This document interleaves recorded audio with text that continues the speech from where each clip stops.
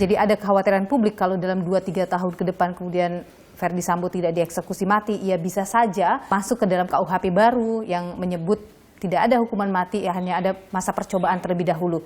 Nah, Anda melihat bagaimana kekhawatiran-kekhawatiran itu? Ya, kita lihat dari sisi KUHP baru ya.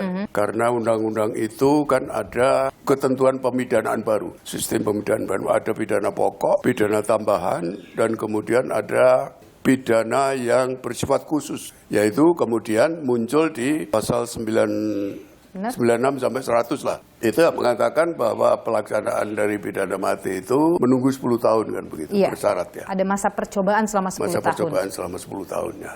Artinya dengan demikian, setiap tahun kan harus dievaluasi itu.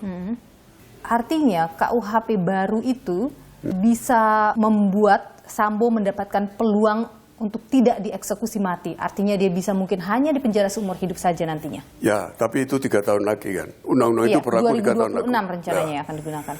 Nah, ini kan karena perkara tahanan, dalam waktu 1 tahun harus sudah putus di tingkat kasasi. Oke, artinya sudah harus inkrah dalam waktu 1 tahun.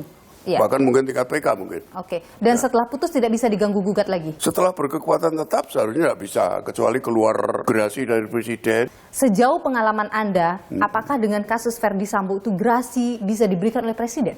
Tergantung presiden. Nanti kan ada pertimbangan dari Mahkamah Agung. Jadi semuanya nanti akan bermuara di Mahkamah Agung. Ya. Tapi untuk kasus ini, apakah seorang Verdi Sambo layak mendapatkan gerasi? Kalau lihat kejengkelannya presiden sama Kapolri, seharusnya tidak dikabulkan lah gerasinya juga.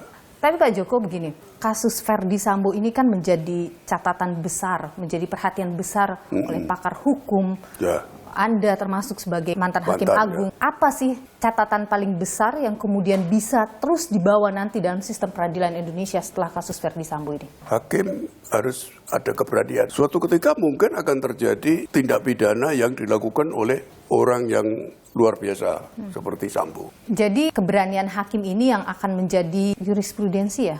Jurisprudensi bisa, dan kemudian bisa hakim itu kan sebenarnya dalam mutus perkara itu diharapkan dia memiliki kaidah-kaidah hukum baru yang nanti akan menjadi panutan dari hakim-hakim berikutnya. Nah, juga ada kaidah baru terutama mengenai JC. Justice Collaborator. Ya, pemidanaan yang menaikkan tuntutan. Itu juga bagus, itu jarang dilakukan oleh hakim. Nah, ini majelis hakimnya berani. Karena dia juga memperhatikan rasa keadilan yang ada di dalam masyarakat. Seperti adanya amicus curiae itu kan ada orang yang berpendapat itu tekanan-tekanan itu kan begitu. Dia kan tidak setuju.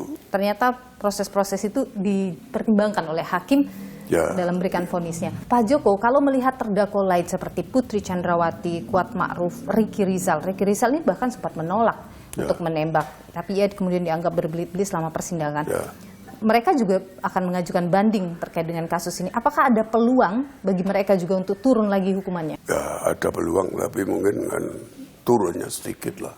Tapi itu kan nanti kan akan dipertimbangkan oleh hakim apa. Kalau pengacara biasa, wah ini ilusi aja dari penuntut umum, ilusi dari hakim, karena hakimnya sejak awal sudah tidak netral katanya, ya biar aja, itu biasa, itu kan. Tidak akan mempengaruhi ya? Tidak akan mempengaruhi ya. Melihat apa yang dilakukan hakim pada status JC Richard Eliezer, Anda melihat ini menjadi harapan baru bagi orang-orang yang kemudian ingin membongkar kasus. Nah, sekarang dengan ini, perkara-perkara besar, perkara korupsi, segala itu nanti ada yang berani ngomong. Diharapkan begitu. Ya. Jadi kasus Verdi Sambo memberi dampak besar bagi perkembangan hukum dan peradilan. Dan peradilan. Baik. Pak Joko Sarwoko, Hakim Agung 2004-2012. Terima kasih sudah memberikan pandangan di program Niluh. Sehat selalu Pak Joko. Ya, sama-sama. Terima kasih. Ya.